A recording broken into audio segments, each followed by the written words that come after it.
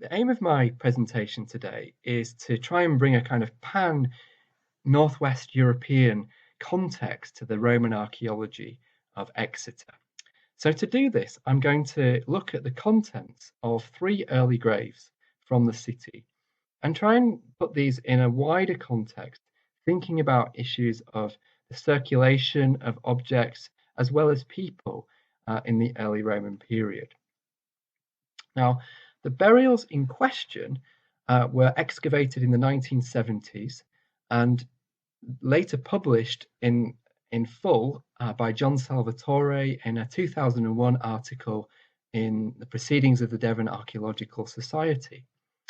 And the main things that you can take away from this initial publication of the burials is, first of all, that two of them Salvatore believed to be closely connected to the initial military phase of Exeter, beginning in the Neronian period when the big bathhouse underneath the cathedral green was created. And a third grave was probably dated into the later part of the 1st century AD, so after AD 75, when we think the legion probably has moved on by this time, maybe to Caerleon. So we're dealing with more of a civilian community.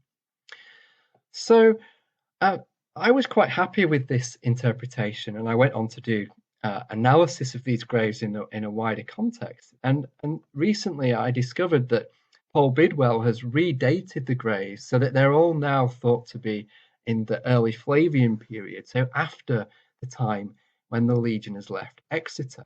So this really raises fresh questions about what's going on with the graves, who is buried there, and who were the burying community. And hopefully we can still shed light on that by comparing the graves in a wider context. So let's have a look at them first of all. This is grave 362. As you can see, it's got a lot of fragmentary pottery in the grave, but there's also glass and fines. So we have a really nice copper alloy victory figurine. So just the kind of thing you might expect to be placed in the grave of a soldier, perhaps. There's also a lot of terra sigillata. The blue glass jar is not the most common thing you would find in funerary context at this time as well, but glass is certainly something that we expect to find more in military context at this time. And perhaps not so strikingly visible in this slide, but the Leon ware, another one of the imported ceramics present, is also a kind of find that is very strongly suggestive of a military connection. Steve Willis, for example, has argued that Leonware beakers and cups may have functioned as a kind of badge of office of Roman officers at this time. The military connection seems strongest in this grave. The next grave looks quite different in terms of the colour of the artifacts, but it does feature some really striking similarities. We've got the glass funnel. The glass as a material, again, links with the military. The funnel is more of a rarer kind of find. I think there's another funnel of a similar kind in a grave from the Netherlands at this time. There's also Leonware again in this grave. But what's unusual, perhaps, given what we know about Exeter at this time, or even in the early Flavian period, is the absence of terra sigillata, and also the presence of this big beaker that you can see almost completely reconstructed. This is what attracted me to looking at these graves in the first place, because I'd encountered beakers like this in my PhD, which was on the pottery of Colchester and the Essex region. But these kind of butt beakers are really rare in the southwest. So they would have, it's a really striking decision to make to first bring it to the southwest and then place it in somebody's grave. It must have carried some special significance. And then the third grave is the one that was always thought to have been Flavian. It features again similarities with the other graves. There's some Leonware, there's some terra sigillata again, some local coursewares of the kind that you find in some of the other graves as well. And there's also this big black burnished ware pedestal bowl, which for the first time perhaps in these three suggests maybe more of a connection to the local cultural environment. There's also a fragmentary copper alloy lamp in this grave. Again, the sort of thing you might expect more again in a military context. So I think if these graves are not associated with the military, it's difficult for us to come up with a way of explaining the contents of them in the early civilian phase at Exeter. What I want to do now is to think about these graves in the context of object selection across Northern Europe at the time. And this is where my book comes in, that was published in 2019 with Amsterdam University Press. So this book project was very much influenced by work I'd been thinking about on globalization, thinking about how connections and moving material culture worked in this early Roman period. And I was particularly keen to look at the interface of three provinces, Britannia, Gallia Belgica, and Germania Inferior, to see if configurations of objects had anything in common across these different areas, because we don't tend to look at artifacts, certainly at the level of contextual associations, in so much detail across provinces in the Roman world. And I think this is the kind of thing that we need to do a lot more. It leads to some very productive observations. So where the Exeter material comes in, I think initially was in the fourth chapter of my book, which dealt with the Claudio-Neronian period, because at the time I assumed the contents were Neronian in date. So in this part of my book, I compare the contents of over 800 grave assemblages from this wider region.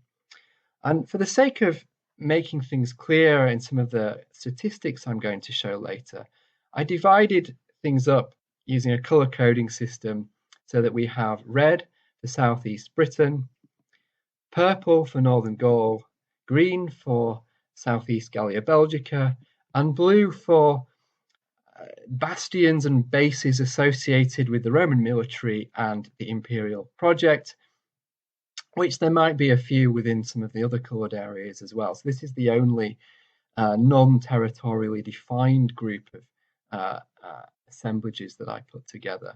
And just a quick note, these are not divisions I made pre-analysis.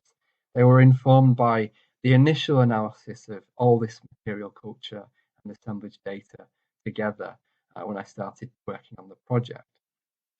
So to compare all these 800 graves in one shot, the only really realistic way we can do this is using something like correspondence analysis, which you can see the results of on the screen in front of you. So I'm going to focus on the plot on the left to begin with. So here we have the graves plotted according to their similarity and difference in terms of assemblage content. Now, I couldn't label all these and make the graph intelligible, so this is why the color coding was really important.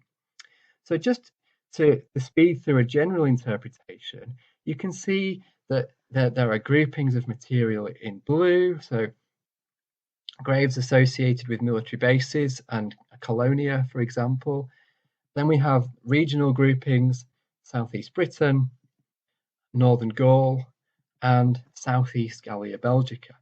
And I guess at a general level, you can read this a bit like a Venn diagram, where you've got overlaps between these ellipses. The selections of objects are drawing from a very wide area where you've got circulating standardized objects. And just looking at the graves on their own, it's impossible to say in most cases where they would have been, which province they would have been in. Now, in contrast, if you just look at one of the graves from one of the regional areas, what they are being plotted in those areas because there's material culture there that is tending not to circulate as widely.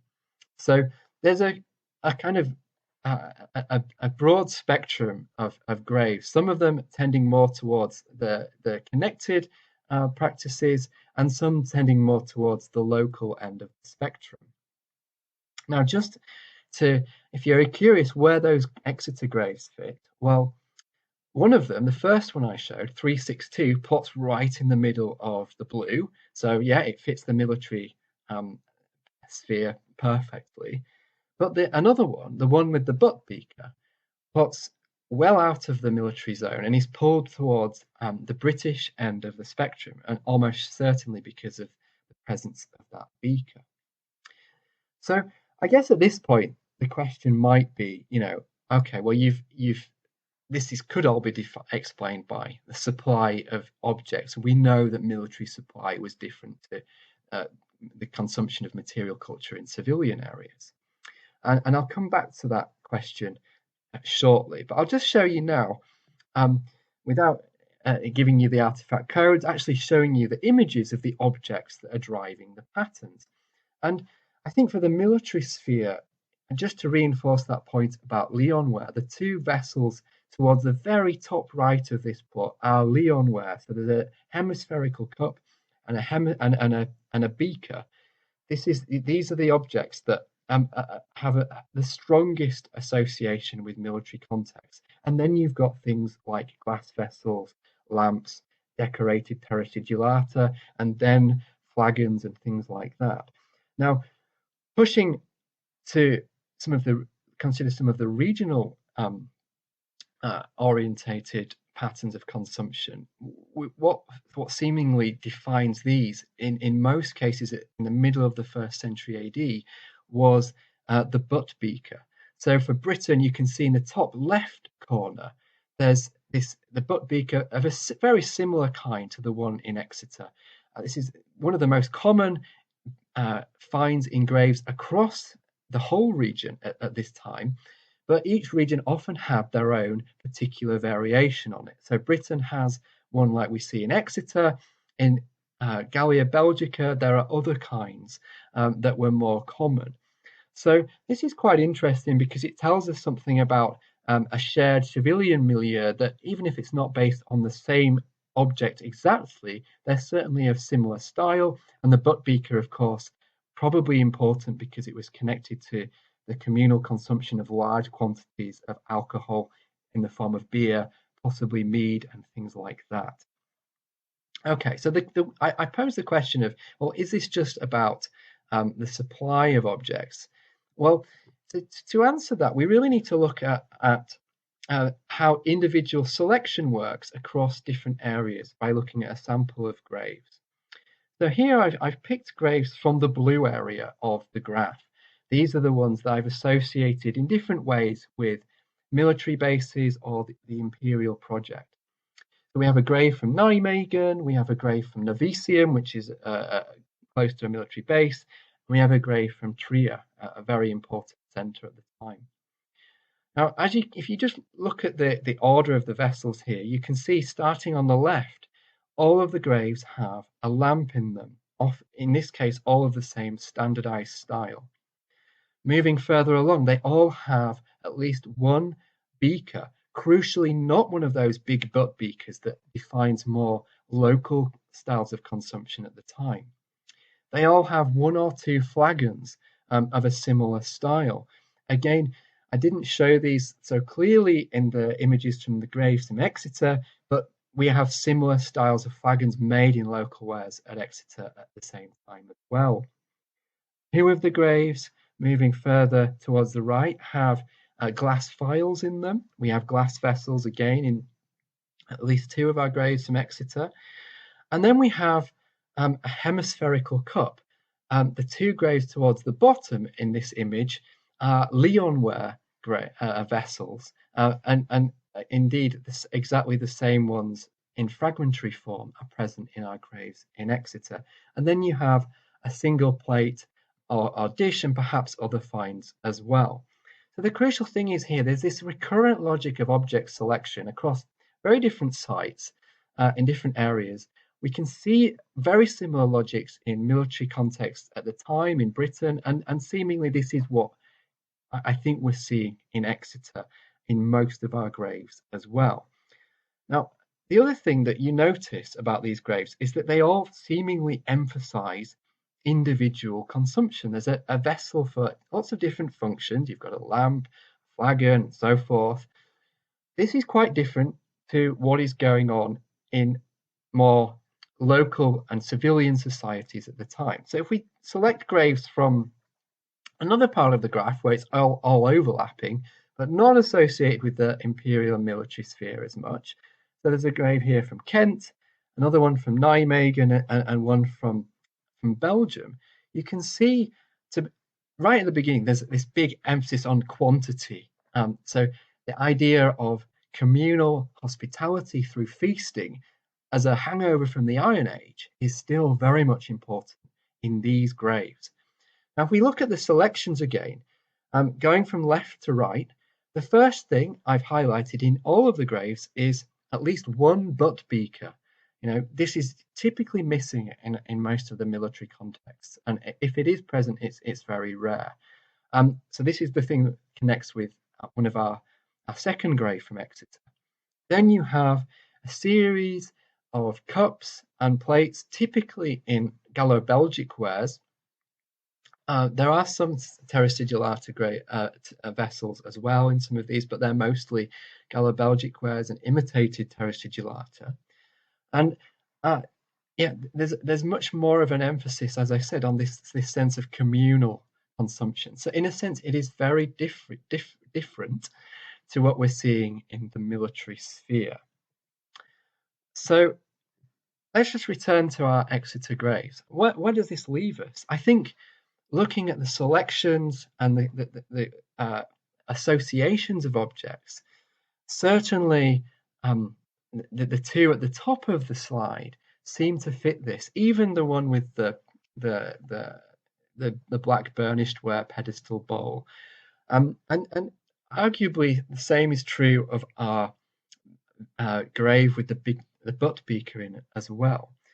And I think even though I think it's correct that these graves date to the Flavian era in Exeter, the strong sense is looking at both the selections of objects in terms of individual types and together, is that there is some kind of cultural connection with the original military community in Exeter. And we can see this through, I guess, the cultural practices that are implied in these object selections. Can we say anything more about this? Well, I might just speculate in my final slide on my conclusions. So, big conclusions, I think, from looking at this project is that we can see multiple local styles of consumption through the selections of objects in the wider region.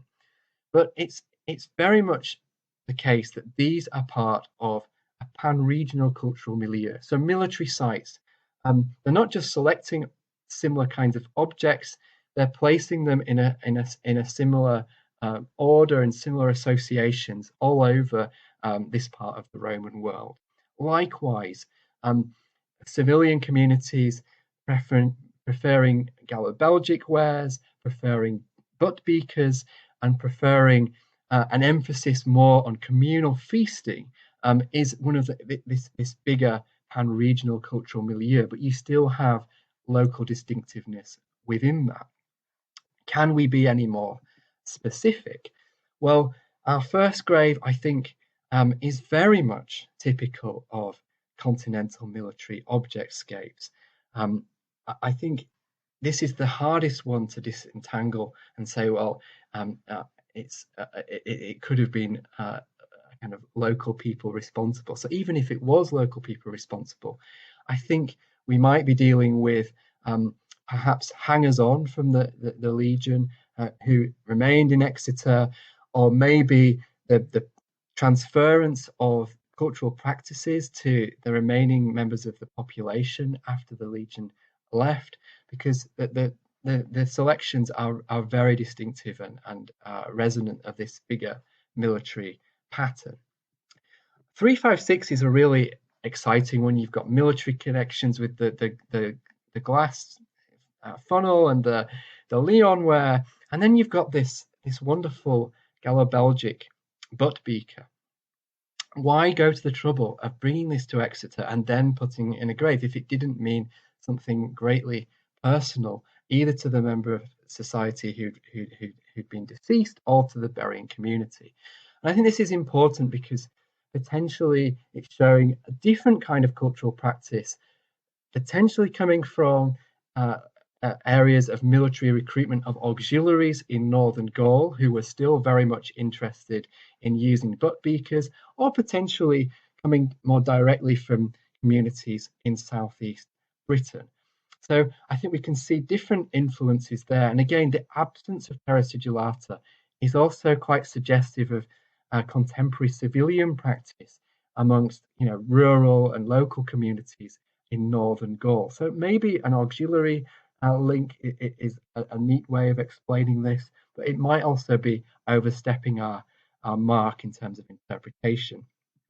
And lastly, 368, I think, you've got this nice BB1 pedestal jar in there, but the other finds in the grave are very much fitting with this military context. So again, I think we could be a bit more playful and think it could be um, a new community coming into being in Exeter after the military have left, but still very much influenced by former military traditions, but increasingly open to influences from the local area.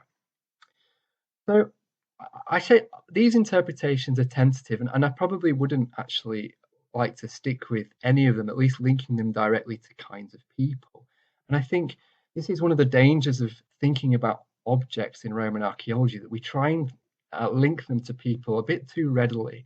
And I think the idea that these are just graves of soldiers is really open to question now by the redating. So we should be really cautious, I think, about making too much of a representational link between the people and the object.